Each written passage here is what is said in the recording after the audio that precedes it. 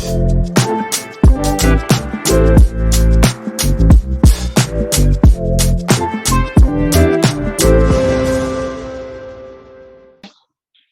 Hello? Look at you. Okay. You look good. You too. I've seen you lately. You've been glowing. I'm like, oh my God.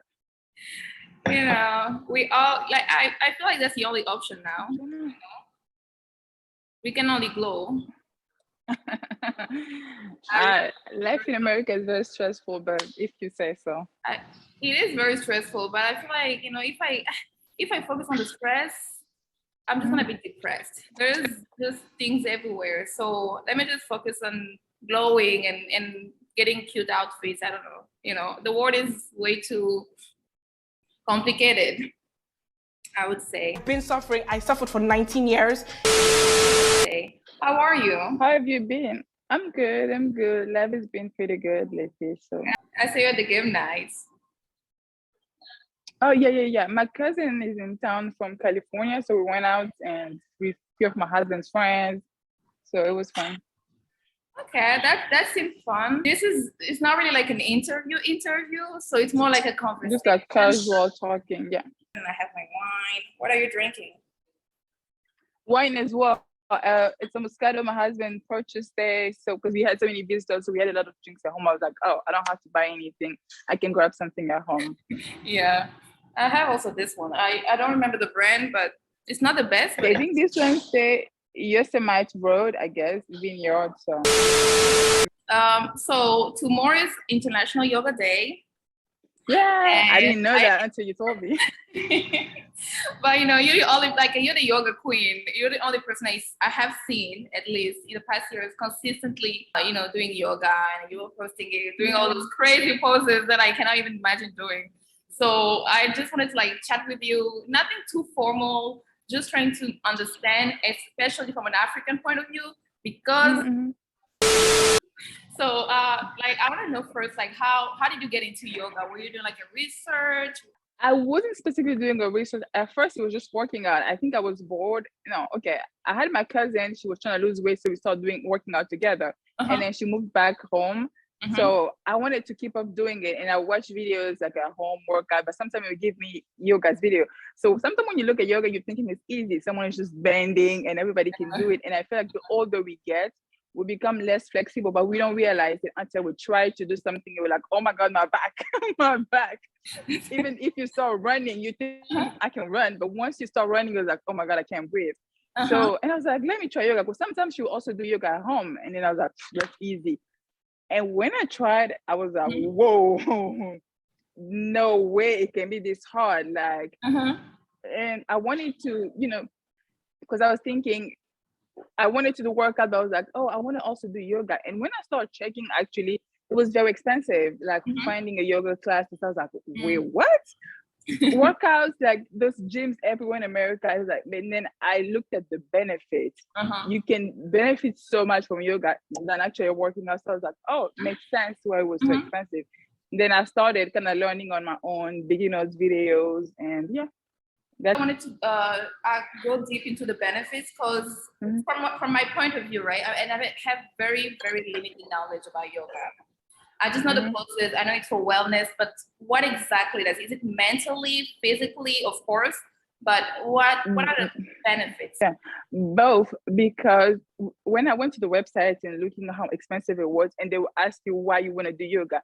Some people have like injuries after surgery, like they lost flexibility, their movement, they can't do anymore. It helps a lot. Benefit, because some people are thinking, oh, it's like workout. Yes, it's like workout, but at the same time, there are muscles in your body you don't ever move, or you don't ever touch, or you don't ever work out when you actually work out. So when you do yoga, you get to use those muscles, you get to build muscle strength. And even when you work out, sometimes you feel like there are exercises you can't do because those muscles hasn't been trained to do those type of exercise. So yoga touches a lot of muscles in the body. Like even parts you never thought it could hurt you after working out, it does hurt after doing yoga. So I feel like that's a good thing.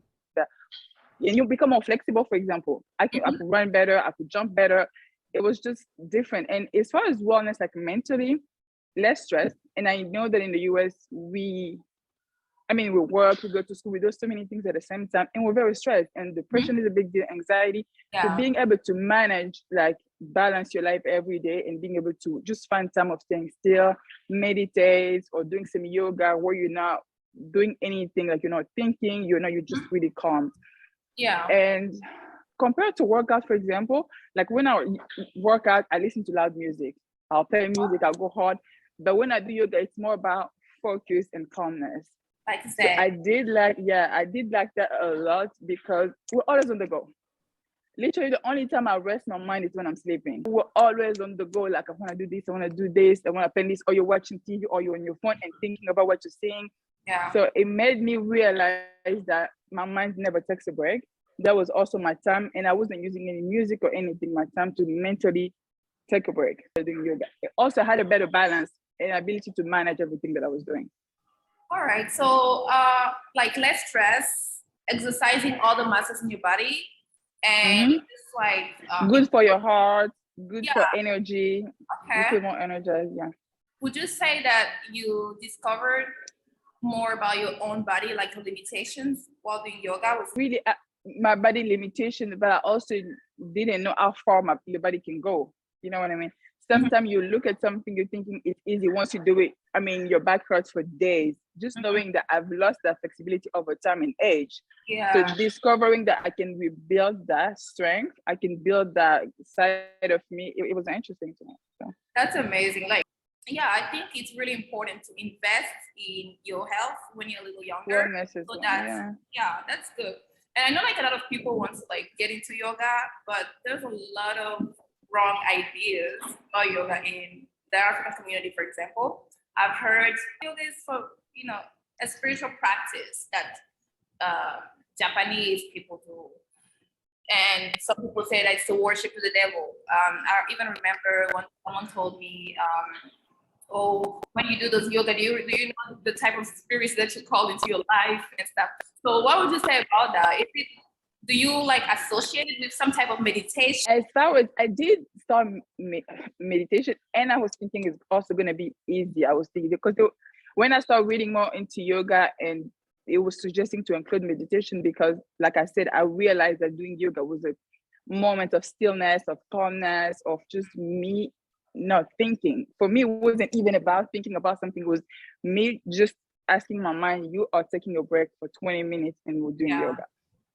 I remember the first time when I did my meditation, I was thinking, you can just stop 20 minutes and not thinking. Especially when you're staying still, you're not doing anything. It's hard. It's really hard. Because you're like, 5 minutes.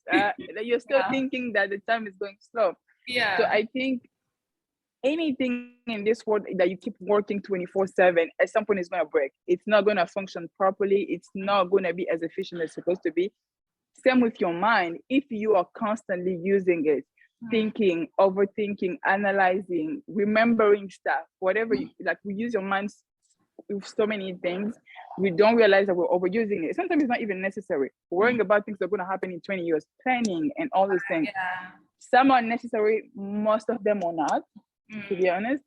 And I feel like it's really important to have the awareness that I just need a break. Also to know this is where I need work, this is where I need to work on, this is where I feel like I have traumas. You can start realizing those things because you're just not living life like that, but you're actually taking a break.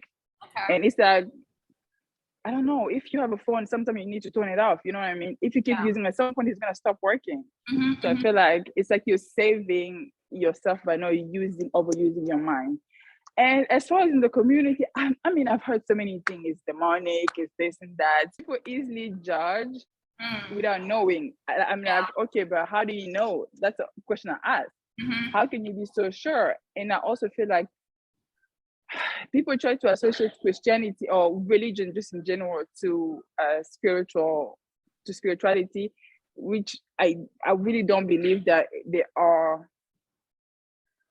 It's not only one, like you can be spiritual without being religious. Just because you are religious doesn't mean you're spiritual. So for me, it's really important to kind of separate both. And yeah, I didn't care, to be honest. For me, if something is good and makes me feel good, and it's doing good to me and helping me do good to others as well, because I'm more balanced, I'm more in a better mood, I'm less stressed, then that's what counts for me. Okay. Oh, I remember someone telling me that I'm crazy and one day I'm gonna fly, but trying to meditate or things like that. I was like, that would be interesting. I mean, if that's possible and my body can do it, why not? So yeah. Yeah, I like the attitude, of if it makes me feel good and if I learn something from it, like I'm gonna do it. But yeah, so do you want to tell me like one thing you learned about yourself when you were doing yoga? That I was overworking myself, Mm. that I didn't have like life and work balance. Yeah. That I needed to be still and more aware of what I was doing, why I was doing it, and was it bringing any. And it's just, I'm not gonna say it's just yoga, but it's also the time of stillness that I was taking through yoga. Mm. And if someone can take it to just meditation, prayer, or in any other ways, that's fine. But it was me realizing that I need a break mentally. Okay. And I read something on social media is that sometimes you think you're tired and you sleep, but you still wake up tired because it's your soul who is exhausted. You know what I mean? Something like that. So I felt like to that spiritually, mentally, I was just exhausted.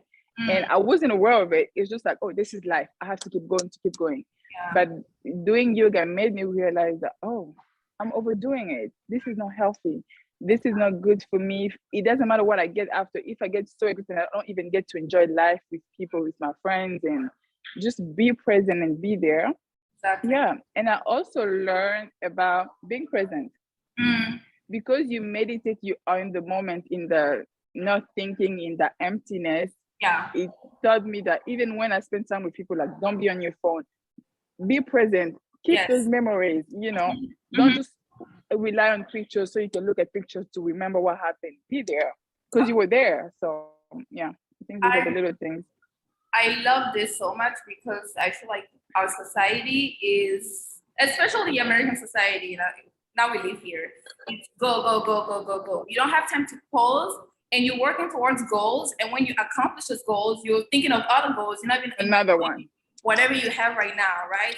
Because we live for the goals, we live for the dreams. We don't reward, we don't actually, we're not present, we don't appreciate. Enjoy the journey. Exactly. And it makes you also not be grateful, right? Because if I think about the future and the dreams that I have, I'm always going to be in a state of lacking. I think that's really extremely important physical practice later. Yeah. But I wanted to know, does yoga make someone feel sexy? Nah. I don't know, because I've always thought I was sexy, and it's just, and this is not to be pretentious or anything like that. I really grew up with parents that installed in me that I was more than good enough. I was the shit. So yeah, and maybe that's helped with that. I don't know, but that's just something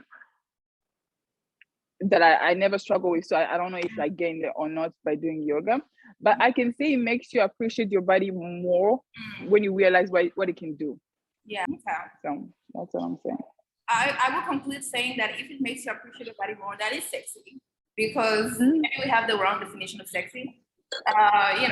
Sexy, I feel like it is being comfortable with this essential part of yourself, and not necessarily for another human being, but for yourself. But for yourself. Being aware of the essential part of yourself is extremely important, I think. And we're gonna go back to yoga now. Why are there like so many poses? Well, do the poses have like a meaning behind them? Is it just like, is it by steps? Just like workout, there are so many things you can do. With yoga, it's the same thing, but it's a progress. Meaning, if you're starting today, because you haven't been moving certain muscles, you haven't been doing certain things, it's gonna take you time to do certain poses as well. But you start with baby steps. So yeah, I mean, you can't just wake up and I want to stand on my head. Like, it takes strength, it takes muscle, it takes time to get there. It looks easy though when you see those poses. It does look easy. Yeah. And I remember once I was also in the group with people doing yoga, and one of us jumped in and tried a pose. She broke her neck and was in the hospital. Mhm. That is horrible. No, it was horrible. Wow. I hope she's good now. Yeah, she's good now. Mm-hmm. But I also, yeah, you have to take it step by step. That's why sometimes it's very it's good to start with someone who's gonna teach you. Either through video you can start, but taking classes helps a lot because they know where you are and how you can build more flexibility to get where you want to be, instead of just thinking I can do this. And that even by trying to do something, you can.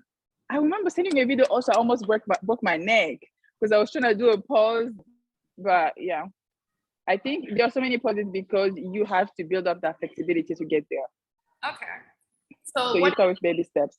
what's the easiest pose? What's the easiest thing I can start with when I start yoga? I mean, there are a lot of easy poses like downward facing dog, upward facing dog. Like they are easy. Like even just doing this, it's a pose of yoga. So yeah, Okay. they're pretty easy stuff to do for beginners. And there are also a few apps that you can use and they for different stages of yoga. When you start as a beginner and expert, or you're still like in the middle. So yeah. How is it doing yoga? I know it's not about race all the time. I'm not trying to get there, but like, is there like a lot of, Black people where you go to for yoga? Because I know here, if you go to yoga classes, it's not many Black people at all. Well, I was before meeting my husband, I was very blinded by people's color, and I know it is.